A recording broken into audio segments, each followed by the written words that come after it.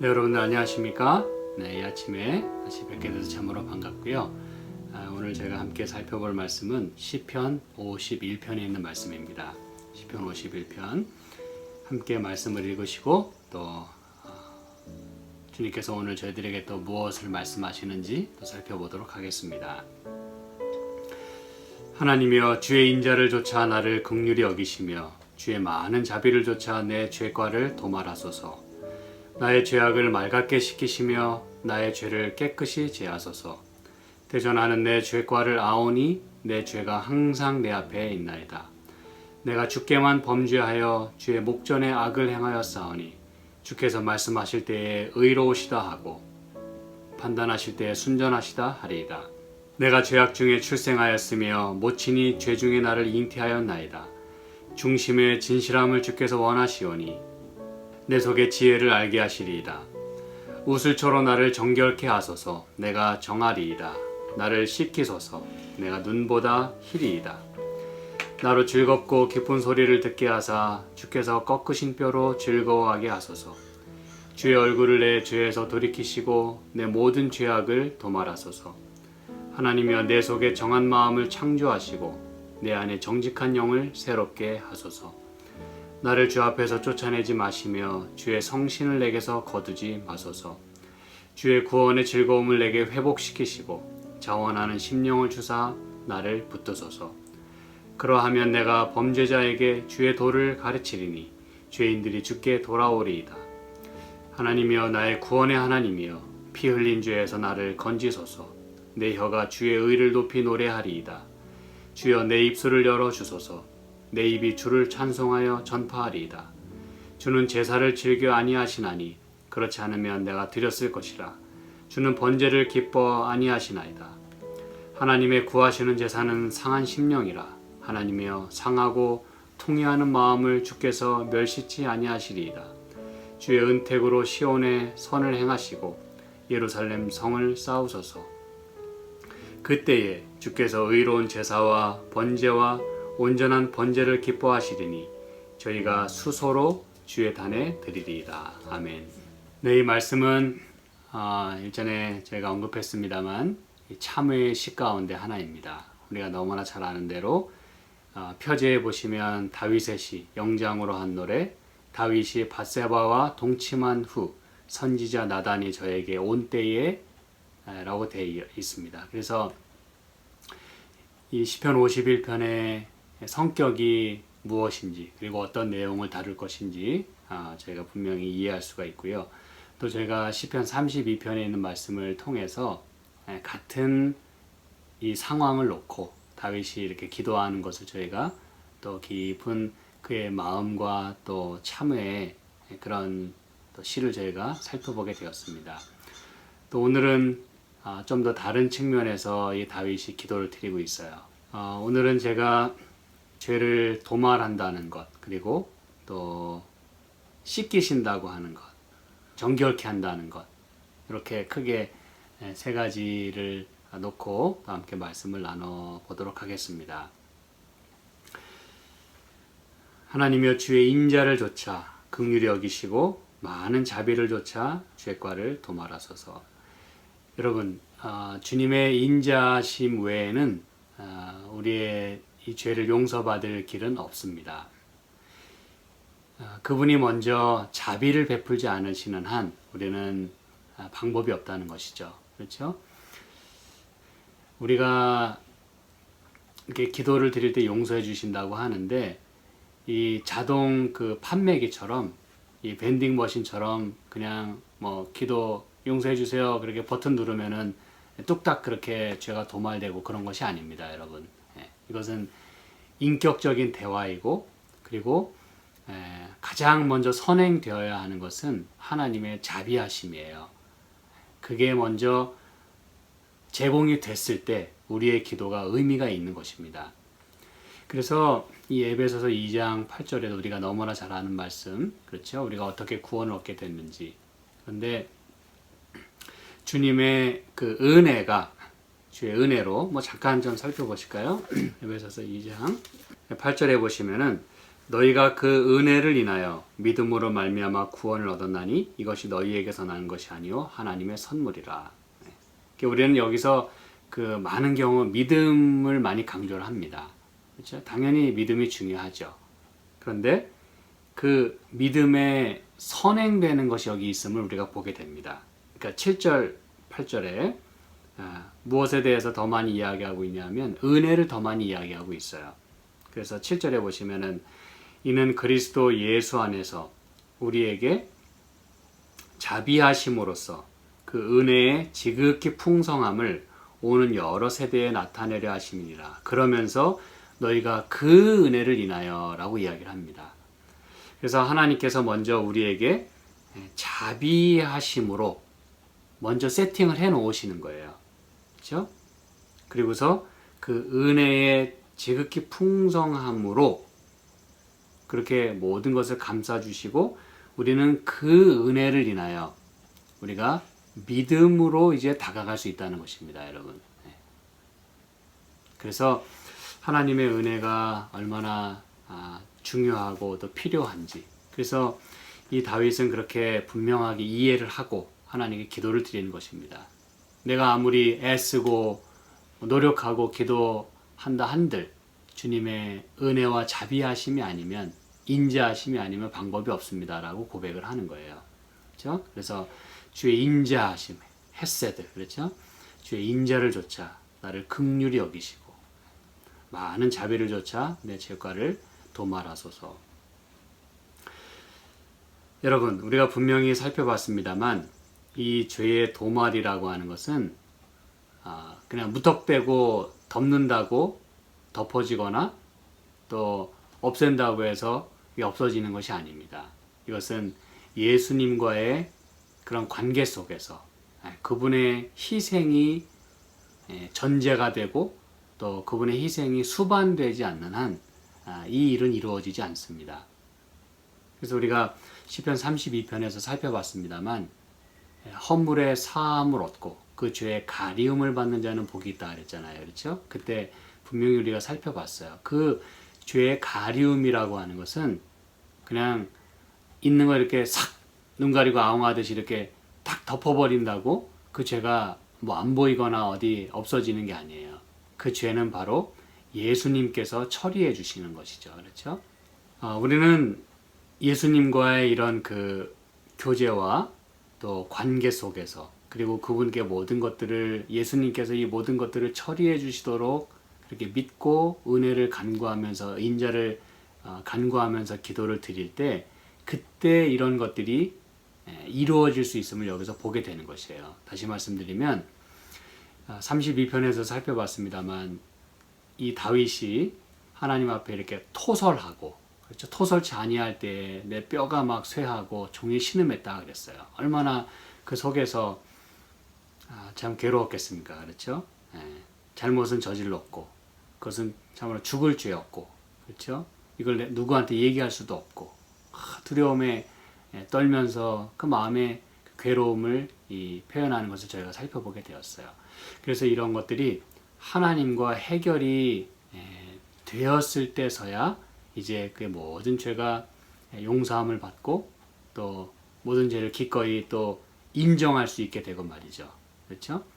그래서 전에도 살펴봤고 또 여기 그 13절에도 말씀하고 있습니다만 범죄자에게 주의 도를 가르치고 그래서 나의 이 케이스가 다른 사람들에게 알려져서라도 비록 창피하지만 수치스럽고 참 그 명예가 땅바닥에 떨어지는 일이지만 그러나 다른 사람들이 이와 같은 그 실수를 범하지 않도록 하기 위해서 내 케이스를 다 내가 전하겠다라고 이야기를 하는 것이에요.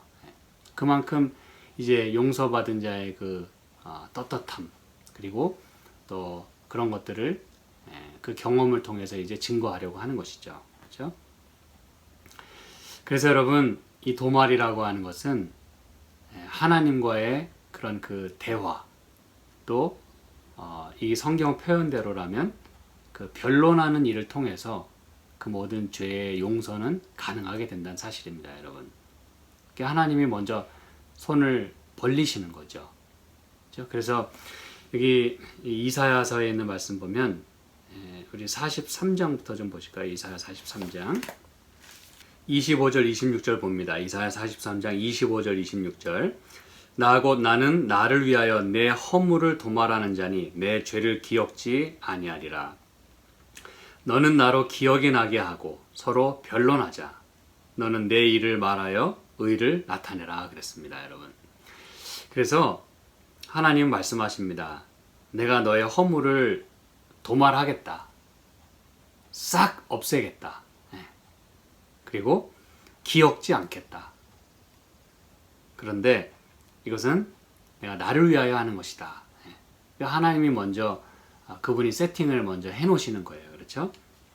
그러면서 너는 나로 기억이 나게 하고 서로 변론하자 그랬어요. 먼저 하나님이 이렇게 사실 손을 내미시기 때문에 이 일이 가능하다는 것이에요. 아까 말씀드렸지만 이게 그분의 인자하심입니다. 긍휼하심이에요. 이게 자비하심입니다. 그래서 기억이 나게 해서 서로 변론하자. 바로 이것이 이제 하나님의 사랑인 것이에요. 먼저 이게 사실 언약이기도 하고요. 그렇죠? 언약이라고 하는 건 하나님이 먼저 우리에게 손을 내미신 행위입니다, 여러분. 하나님이 먼저 끊어지시고 그리고 우리로 하여금 거기에 동참하도록 하시는 것이죠. 그렇죠? 자, 그래서 여기 1장에도요. 이사야 1장에도 우리가 너무나 잘 아는 말씀 1장 18절에 여호와께서 말씀하시되 오라 우리가 서로 변론하자. 그러면서 뒤에 이제 너의 죄가 주홍 같을지라도 희게 되겠다.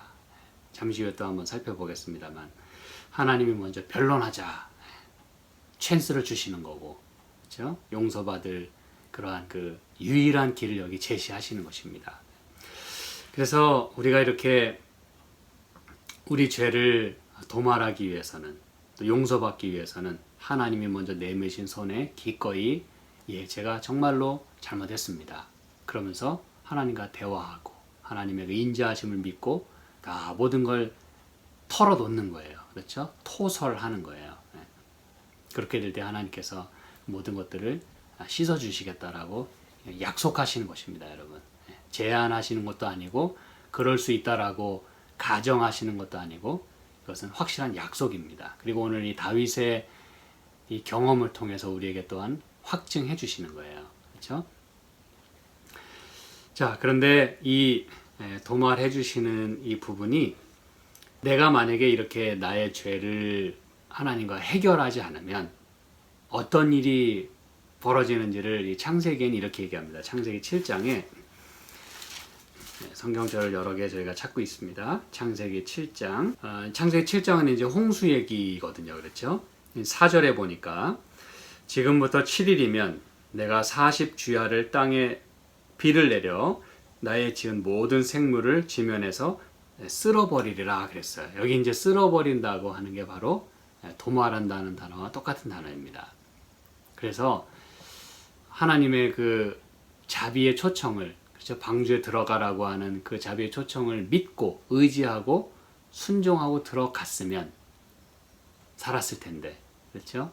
그러지 못했기 때문에 하나님의 찬스를 주셨음에도 불구하고 내가 거절했기 때문에 이제는 죄의 도말의 찬스가 지나가면 이제 쓸어버림을 당할 수밖에 없는, 말 그대로 지면에서 이 도말되는 그러한 그 마지막 최후를 경험하게 될 것이라고 하는 것을 우리에게 말씀해주고 있어요. 그래서 이 모든 것들을 저희가 볼 때 하나님께서 이렇게 우리의 그 죄를 처리해 주시는 그 모든 것들을 저희가 보게 됩니다. 그러면서 이렇게 다윗이 이야기합니다. 시편 51편 2절에 나의 죄악을 맑게 씻기시며 나의 죄를 깨끗이 제하소서. 그렇죠. 내가 이것을 하나님께서 제해 주시는 경험을 하지 않으면 내가 쓸어버림을 당하는 거예요. 나의 죄악을 맑게 씻기시며. 사실 여러분 표현들은 다 비슷합니다. 도말하고 또 씻기고 제하고, 그렇죠? 근데 이제 각각 이런 것들이 그 표현하는 방식이 조금씩 달라요. 그리고 또 은혜가 있습니다. 여기 이제 맑게 씻기신다 그랬잖아요. 뭐든지 우리는 이 몸도 그렇고 뭐 씻을 때 참 개운합니다. 그렇죠? 씻지 않으면 참 꿉꿉하고 살 수가 없을 거예요. 씻지 못하면. 그렇죠? 그런 내용 여러분 잘 아시지 않습니까? 유대인들의 이 강제 수용소 그런 이야기들. 그렇죠? 씻지 않고 가만히 내버려 둠으로 그들 스스로 짐승이 되게 만들어 버리는 뭐 그런 이제 일들도 있게 되는 것이에요. 그렇죠? 그래서 우리가 이렇게 씻는다고 하는 것은 매우 중요한데 다윗은 이렇게 기도를 드립니다. 나의 죄악을 맑게 씻기소서. 여기서 이제 씻는다고 하는 이 표현이 여러분 참 재밌습니다. 그 원문의 의미는 빨래를 한다는 것이에요. 빨래한다. 우리가 이제 몸을 씻기도 하고, 그렇죠? 그리고 이렇게 빨래를 한다는 의미가 있다는 걸 생각해 보면 더 우리가 이렇게 가슴에 와닿을 수 있어요. 죄악을 마치 빨래 빨듯이 더러운 게 묻었어도, 땀이 많이 났어도, 그렇죠? 흙이 묻었어도 빨래를 하고 나면 다 깨끗해집니다. 다 씻겨져요. 그렇죠? 그래서 빨래를 한다는 이 단어가 사실은 마음에 이렇게 많이 와닿고 또 참 감사해요. 그렇죠? 씻을 수 없고 또 그 더러운 것을 이렇게 빨지 못하고 입을 수밖에 없는 그 삶을 한번 생각해 보시기 바랍니다. 그것도 우리의 그 수치심과 우리의 그 죄책감, 그런 그 죄, 그런 것들로 인해서 우리가 벗어날 수 없다고 한번 생각해 보시기 바랍니다. 참 살 수가 없을 거예요. 그렇죠? 그런데 하나님께서는 그 죄악을 맑게 빨래 빨듯이 다 이렇게 씻어 주신다고 그렇게 이제 약속을 하시는 것이에요. 사실 여러분 예레미야서에 보면은 이렇게 얘기합니다. 우리가 이 죄악을 씻는다고 할 때 예레미야서 4장 14절에 이렇게 말씀합니다. 예루살렘아 내 마음의 악을 씻어버리라. 그리하면 구원을 얻으리라. 내 악한 생각이 내 속에 얼마나 오래 머물겠느냐. 그렇습니다, 여러분. 이게 우리 속에 오래 머물러 있으면 안 되고 그럼 우리가 망하게 돼요. 그렇죠? 그래서 내 마음의 악을 씻어버리라 그랬어요. 여기도 이제 그게 빨래한다는 그런 단어입니다. 씻어버려라. 그런데 우리의 마음의 악을 씻는 길은 우리 스스로는 할 수가 없다는 거예요. 그래서 여기 2장에 이렇게 얘기합니다. 예레미야 2장 22절. 예레미야 2장 22절에 이렇게 말씀합니다. 주 여호와 내가 말하노라. 네가 잿물로 스스로 씻으며 수다한 비누를 쓸지라도 내 죄악이 오히려 내 앞에 크져 있으리니. 우리는 우리의 죄악을 스스로 씻을 수가 없어요. 내가 아무리 잿물로 스스로 씻는다 한들 또 수다한 엄청나게 많은 비누로 그것을 닦고 씻고 빨려고 할지라도 우리 죄악은 우리 앞에 그대로 있겠다 그랬어요. 더군다나 23절에 내가 어찌 말하기를 나는 더럽히지 아니하였다 바알들을 좇지 아니하였다 하겠느냐. 이러면 더 대안이 없다는 것입니다, 여러분. 우리가 용서받고자 하는 마음으로 내가 그런 마음으로 하려고 해도 내 스스로는 할 수가 없는데 잘하려고 해도 스스로 씻을 수 없는 게 우리 죄악인데 더군다나 말하기를 나는 더럽히지 않았다. 나는 바알을 좇지 않았다라고 이렇게 발뺌을 하고 숨기고 그러면 이제 대책이 없는 것입니다, 여러분. 다윗도 그걸 32편에 고백한 거잖아요. 그렇죠? 이걸 내가 발설하지 아니하고 내가 하나님 앞에 내놓지 못할 때 이렇게 안에서 썩는 거예요. 냄새 풍풍 나고 말이죠. 그래서 우리가 어떠한 마음으로 하나님께 나아가야 될지를 말하고 있는 거예요. 나의 잘못을 인정하고 고백하고 하나님 앞에 다 내어 맡길 때 하나님이 씻어 주신다는 거예요. 그렇죠? 하나님께서 이렇게 이제 해주시는 방법은 여기 이제 다윗이 이 죄를 마치 정결함을 필요로 하는 감염된 문둥병으로 묘사를 하고 있는 것이거든요. 사실 여러분 다윗이 이렇게 내 죄가를 맑게 씻겨달라고 이렇게 기도를 할 때는 다윗이 어떤 마음으로 이 기도를 드렸는지 우리가 이 말씀을 통해서 좀 더 이해할 수가 있어요. 그거는 이 다윗은 자신의 죄를 문둥병으로 생각하고 이렇게 기도를 드렸다는 것이에요. 왜냐하면 이 씻긴다, 빨래를 한다라고 하는 이 말씀이 어디에서부터 이런 개념이 시작되냐면 레위기 14장에 보시면은 문둥병을 치료할 때에, 문둥병을 깨끗하게 할 때에 이 표현이 빨래한다라고 하는 이 표현이 등장하는 것이에요. 무슨지 아시겠죠? 그래서 레위기 14장에 보니까 6절로 7절 다른 새는 산대로 취하여 백향목과 홍색실과 우슬초와 함께 가져다가 흐르는 물 위에서 잡은 새 피를 찍어 문둥병에서 정결함을 받을 자에게 7번 뿌려 정하다 하고 그 산새는 들에 놓을지며 그랬어요. 여기서 이제 정결함을 받는다, 또 뿌려서 정하게 한다, 이런 모든 표현들을 통해서 그래서 그렇게 해서 이제 깨끗하게 되는 그 정결 의식을 하는데 8절에 보니까 정결함을 받는 자는 그 옷을 뭐하고요? 빨고 털을 밀고 물로 몸을 씻을 것이라 그리하면 정하리니 라고 말씀을 해요. 그래서 여러분 이렇게 정결 의식을 하면서 문둥병으로부터 나음을 받도록 이런 예식을 하면서 결국 그 정결함을 받은 자는 자기의 옷을 또 빠는 거예요. 그렇게 함으로써 이 모든 것들이 정결하게 하는 모든 과정이 다 끝나게 하도록 하나님이 그렇게 계획을 하신 것입니다. 그리고 내가 옷을 빤다고 되는 게 아니라 이미 그 새의 그 피, 새가 희생당하는 것이죠. 그렇죠? 다 예수님의 그 죽음을 다 이제 의미하는 것이에요.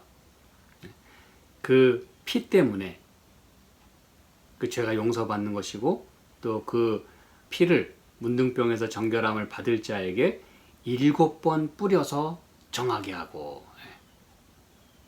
그런 다음에 그 빠는 일이 우리의 행위가 그때서야 의미가 있다는 것이에요.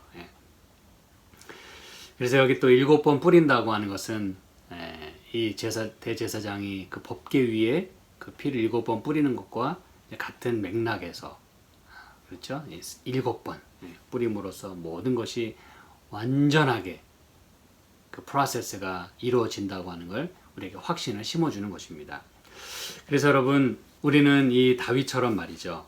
그 우리의 회개의 기도를 드릴 때 어떤 마음으로 드려야 하는지 여기 분명히 말씀하고 있는 거예요.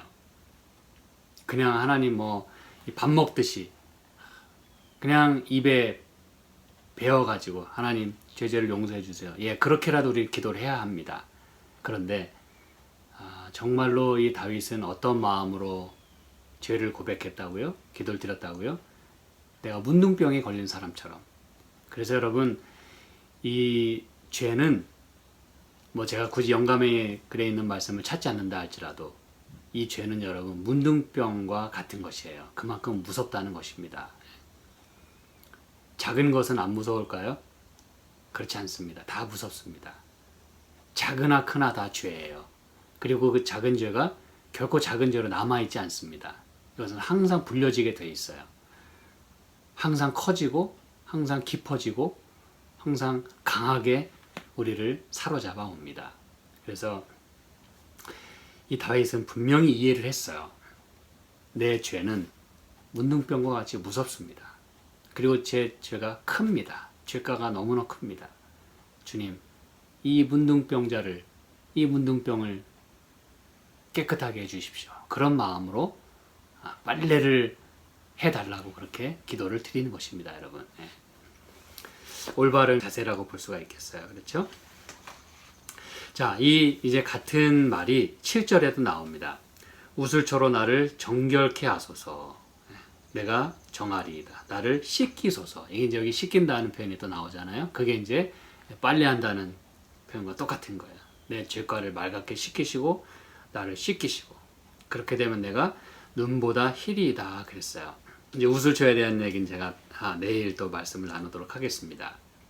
그래서 여기에 결과적으로 내가 그렇게 씻김을 받게 될 때에 결과적으로 어떻게 된다 그랬어요? 내가 눈보다 희리다 그랬어요. 그렇죠? 이게 이제 그 goal입니다.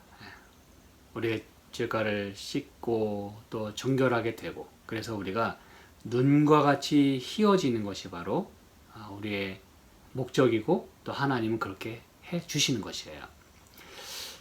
우리는 아까 이사야서 1장 18절에는 말씀 읽어봤지만, 하나님이 먼저 변론하자고 하시고 그렇게 서로 대화를 하면서 우리의 죄를 다 고백하게 될 때 하나님은 우리의 죄가 주홍 같을지라도 눈과 같이 희어지게 하시겠다라고 분명히 약속하셨어요. 그게 이제 똑같은 말입니다. 하나님의 약속이에요. 그렇죠? 우리는 이렇게 희어지는 이 경험이요, 예수님에게서 분명히 일어났음을 보게 됩니다. 성경 가운데서. 우리 그 마태복음 17장에 있는 말씀을 좀 보겠습니다. 이게 희어지게 되는 이 일은 예수님과 관련이 있다는 얘기예요. 그걸 이제 여러분이 기억하시는 가운데, 마태복음 17장, 그리고 희어진다고 하는 게 어떤 상태인지를 여러분이 이 예수님의 이 이야기를 통해서 이제 이해하시게 되는 거예요. 2절, 이게 이제 예수님의 그 변화산 이야기인 거 아시죠? 그렇죠? 저희 앞에서 변형되사 그 얼굴이 해같이 빛나며 옷이 빛과 같이 희어졌더라 그랬어요. 이거는 원래 예수님의 모습입니다. 그런데 이 땅에 인간으로 오시고 또 상하시고 찢기시고 인류를 위해서 뛰어다니시면서 그 발에 먼지가 가득하신 그런 그 얼굴에 땀이 여전히 그 배어 있는 그런 예수님의 삶 가운데서 그분은 변화되는 경험을 한번 하셨어요. 이게 이제 예수님이 모든 십자가 고난을 겪으신 다음에, 죽음을 경험한 다음에 어떤 모습으로 다시 그분이 일어나시게 될 것인지를 미리 보여주신 거예요. 미리 마음에 확신을 주시고 또 위로를 주신 것이에요. 우리는 그 이야기를 잘 압니다. 근데 옷이 빛과 같이 희어졌더라 그랬어요. 마치, 그래서 이제 여러분 이 똑같은 이 표현이 마가복음 9장에는요, 마가는 이렇게 표현합니다. 그 옷이 눈과 같이 휘어졌다는 이 표현을 마가복음 9장 똑같은 이야기를 하면서 3절에 보면 이렇게 말합니다. 그 옷이 광채가 나며 세상에서 빨래하는 자가 그렇게 희귀할 수 없을 만큼 심히 휘어졌더라 그랬어요. 여러분 참 표현이 참 놀랍지 않습니까? 그렇죠?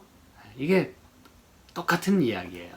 구약에서 문둥병을 치료할 때, 그리고 내 죄악을 맑게 씻겨달라고 할 때 그 똑같은 이야기입니다, 여러분. 이게 바로 예수님의 원래 모습이고, 희게 된다는 것이 우리에게 어떤 의미라고 하는 걸 여기서 말씀해 주고 있는 거예요. 그 예수님과 같이 우리가 그런 경험을 하게 된다는 것입니다. 예수님의 그 변화의 경험, 무슨 얘기인지 아시겠습니까, 여러분? 우리가 예수님을 닮아가고 예수님과 같이 거룩하신 생애를 살 수 있다고 하는 것을 우리에게 보여주는 거예요. 그게 그 goal입니다. 세상에서 빨래하는 자가 그렇게 희귀할 수 없을 만큼 심히 희어졌더라. 이게 예수님의 모습이에요. 우리도 그분의 모습을 닮아가야 될 것입니다. 그렇죠? 그리고 우리는 요한계시록에서 1장에서 이런 표현을 또 봅니다. 요한계시록 1장, 예수님의 그 성소를 이렇게 거니시는 모습, 그렇죠? 7 촛대 사이를 거니시는 그런 예수님 모습을 보면서 여기 이제 14절에 이렇게 얘기합니다. 그 머리와 털의 희기가 흰 양털 같고 눈 같으며, 이렇게 표현했어요. 여러분, 그 머리와 털의 그 희기가 흰 양털 같이 휘었다 그랬어요. 그리고 눈 같이 휘었다 그랬어요. White as snow. 여러분, 이건 뭘 말해줍니까? 뭘 말해주는 것 같습니까, 여러분? 우리가 그분과 같이 이렇게 휘어진다고 하는 것을 말해준과 동시에 지금 우리가, 다시 말하면 예수님께서 성소 봉사를 하시고 지성소 봉사를 하실 때에 그때 우리가, 여러분 제가 무슨 말씀 드렸는지 아시겠습니까? 그때 우리가 다시 말하면 아직 우리에게 찬스가 있고 아직 예수님께서 우리를 위해서 중보하고 계실 때, 성소봉사를 하고 계실 때, 아직 그 7교회를 다 돌보고 계실 때, 그때 우리가 이런 우리의 죄가를 말갛게 씻는 경험을 해야 함을 여기서 말씀하고 있다는 사실입니다, 여러분. 놀라운 말씀이에요. 이걸 잊지 마시기 바랍니다. 아직 우리는 은혜의 그 기간 안에 살고 있어요. 아직 우리가 용서를 구하면 우리는 그렇게 깨끗하게 될 수 있다는 것이에요. 그러나 언젠가 어떤 타이밍이 오면은 그 은혜의 시기라고 하는 건 끝날 때가 올 것이에요. 아직 하나님께서 이 은혜를 베푸실 때, 아직 그 자비가 주어질 때, 그렇죠? 아직 그분이 인자하심을 베푸실 수 있을 때 우리가 그분의 은혜의 보좌 앞에 우리가 담대히 나아가야 되는 것입니다. 제가 이제 말씀을 정반부로 이끌어 가면서 우리가 그러한 확신을 가지는 가운데 이제 다니엘서 있는 말씀 하나 보면서 제가 말씀을 마무리하도록 하겠습니다. 다니엘서 11장 35절이에요. 제가 이제 같은 말씀으로 요약을 하면서 마치겠습니다. 다니엘서 11장 35절. 우리가 일전에 다니엘서 11장을 공부하면서 이 말씀을 제가 살펴본 적이 있었습니다. 그렇죠? 또 그들 중 지혜로운 자 몇 사람이 쇠폐하여 무리로 연단되며 정결케 되며 희게 되어 마지막 때까지 이르게 하리니 이는 작정된 기한이 있음이니라 그랬어요. 여기서 여러분 의미가 분명해집니다. 제가 그때 말씀 나눌 때에 유튜브 영상에도 이제 그 다니엘서 11장 살펴보시면은 다시 한번 여러분이 공부하실 기회가 있겠습니다. 그게 넘어지고 고통당하고 핍박당하고 그런 일들이 있겠지만 그러나 그런 일들을 통해서 무리로 하여금 연단되고 정결케 되고 희게 되고 그래서 마지막 때까지 그 이렇게 살아남아서 끝까지 하나님을 위하여 설 수 있도록 하게 되는 그런 일들이 있겠다 그랬어요. 이는 작정된 기한이 있음이니라. 이 얘기는 뭐냐면 그 기간 안에 이런 일들이 이루어질 거라는 것이고 그리고 이 하나님의 약속은 말씀은 예언은 그렇게 작정된 기한대로 이루어질 거라는 걸 말해주는 것이에요. 아주 더블로 그렇게 우리에게 확신을 주고 있는 것입니다. 작정된 기한이 있다 그랬어요. 이럴 때 우리가 이 말씀을 믿고 이러한 그 정결케 되는 일, 연단되고 희게 되는 일을 경험해야 된다는 것이에요. 그리고 이러한 삶을 살게 될 때 12장 10절에 이렇게 말씀합니다.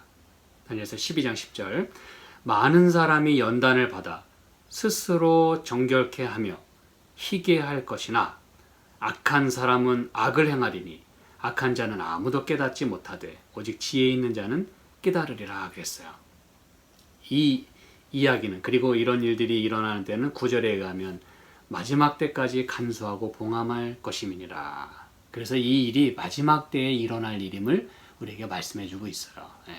사랑하는 여러분, 이 마지막 때에 저와 여러분이 어떠한 마음으로 살아가야 될지를 분명히 말씀하고 있어요. 연단되고 정결케 되고 또 희게 하는 일을 해야 된다 그랬어요. 내가 할 수 없기 때문에 예수님께 모든 것을 맡기고 그분이 이 일을 이루어 주시도록 주님의 인자하심을 베풀어서 이 일이 가능하도록 그렇게 해야 한다는 걸 말씀하고 있는 것입니다, 여러분. 그렇지 않으면 많은 사람이 그리고 악한 자들은 그런 일들을 못하겠다 그랬어요. 저와 여러분이 과연 이렇게 깨닫지도 못하고 악을 행하며 이렇게 악한 자로 남을 것인지 아니면 철저하게 우리 자신을 돌아보면서 연단되고 정결하게 되고 희게 되는 경험을 하게 될지는 저와 여러분의 선택입니다. 오늘 우리 모든 것들을 내어놓고 자복하고 예수님께서 이 일을 해주시도록 그래서 우리가 마지막 그 끝까지 살아남아서 정말 예수님을 닮아가고 그렇죠? 예수님처럼 결과적으로 희게 되는 그러한 놀라운 경험을 저와 여러분이 할 수 있기를 간절히 소망합니다. 함께 기도하시겠습니다. 하나님 아버지 고맙습니다. 저희들 오늘도 저희의 죄를 주님 앞에 마치 문둥병처럼 그렇게 고백하기 원합니다. 주여 저희를 불쌍히 여기시고 긍휼히 여기시고 저희의 죄를 용서하여 주시옵소서. 그리고 우리가 또 죄를 문둥병처럼 멀리할 수 있는 그러한 심령을 허락하여 주시고 우리가 결과적으로 주님과 같이 그렇게 희어지게 될 수 있도록 주께서 약속하신 대로 죄를 깨끗하게 하여 주시옵소서. 오늘 하루를 살아가는 동안 힘 주시고 또 마음의 상처와 슬픔을 갖고 살아가는 당신의 자녀들을 불쌍히 여기시고 오늘도 말씀으로 또 채워주시고 용기 주시고 희망 주시고 또 주님을 의지하여 행복의 마음으로 그렇게 살아갈 수 있게 인도하여 주시옵소서. 예수님의 이름으로 기도드립니다. 아멘.